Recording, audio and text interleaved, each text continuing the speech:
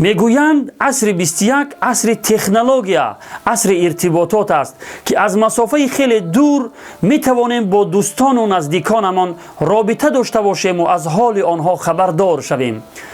با پیدا شدن تلفن و اینترنت و دیگر وسایل همه این کارها برای ما آسان شده است، ولی در واقع عصر 21 عصر قطع رابطه ها است، زیرا دیداربینی های خویشاوندی، دور هم جمع شدن خویشاوندان و نزدیکان، صحبت های گرم دوستانه و غیره دیگر دیده نمی شوند.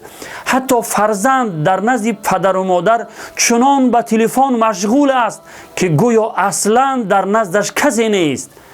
5 نفر دوستان اگر یک جا نشینند، همه اشان به تلفن های خودشان مشغول می شوند و هر کسی از آنها در عالم سیر می کند.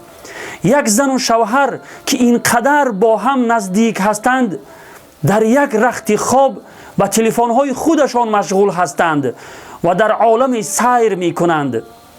حتی در وقت طعام خوری هم آرامش ندارند. در یک دست تلفن، در دست دیگر قاشق طعام می خورند و با هم صحبت نمی کنند. ببینید که رابطه های ما چقدر قطع شده است و ما آگاه نمی شویم. من نمی گویم که استفاده از تلفن و اینترنت حرام است، ولی این همه قطع رابطه ها به سبب زیاد مشغول شدن به تلفن و اینترنت است.